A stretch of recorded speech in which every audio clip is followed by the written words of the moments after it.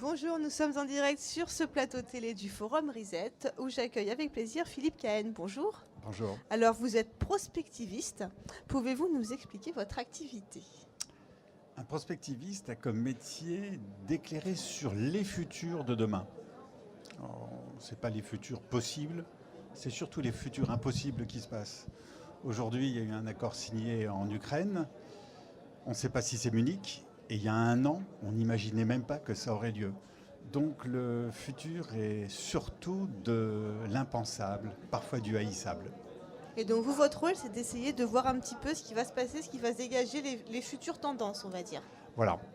Mon rôle, c'est d'éclairer les entreprises sur le futur, sur les futurs qui peuvent s'ouvrir à elles.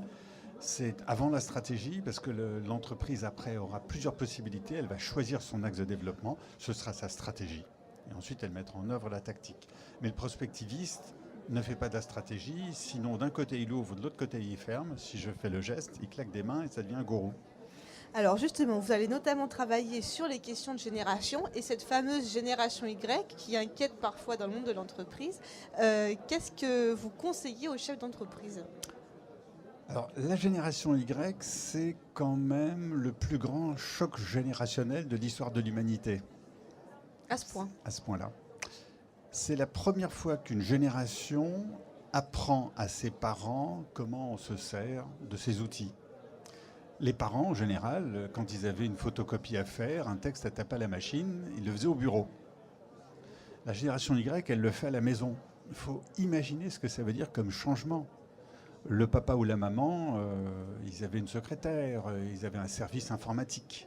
Là, on a des enfants, la génération Y, plus tellement des enfants puisqu'on commence à travailler, qui fait tout elle-même.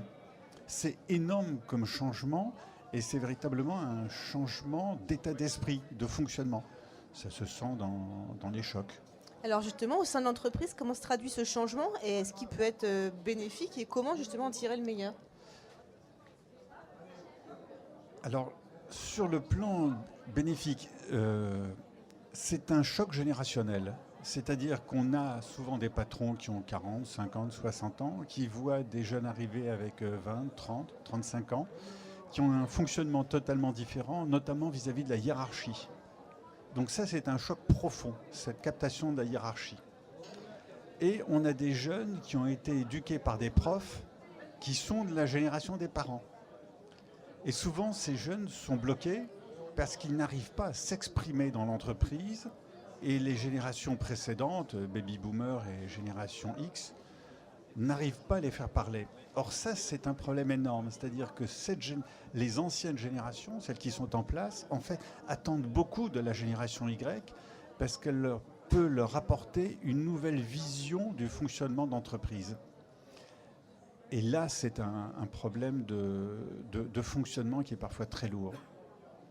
Et dernière question, quelles sont les tendances que vous voyez se dégager au sein justement du monde du travail, du monde de l'entreprise? Alors, je vais continuer sur les générations, parce que les tendances, pour moi, les tendances, c'est ce qui se passe en ce moment. J'aime bien sauter sur le niveau de la prospective. Après la génération Y, il y a la génération Alpha. La génération Alpha, admettons, elle est née depuis l'an 2000 à peu près. La génération Alpha, on peut considérer que plus d'un enfant sur deux, qui est déjà Alpha, donc vous voyez, on est en 2015, a déjà eu entre les mains une tablette ou un smartphone. Quand je dis un enfant sur deux, c'est les enfants à partir de 3 à 5 ans. Ceux de 15 ans, c'est au moins 100%, on est d'accord. Donc là, on a une génération Alpha, parce qu'on est complètement dans un nouvel univers qui elle-même va bousculer la génération Y.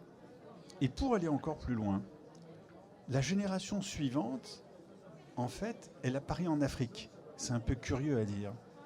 En Afrique, il y a 880 millions de personnes qui ont un téléphone portable sur 1,1 milliard. Le smartphone se développe à toute allure. Ils n'ont quasiment pas de téléphone fixe. L'ordinateur, ils ne le connaissent pas.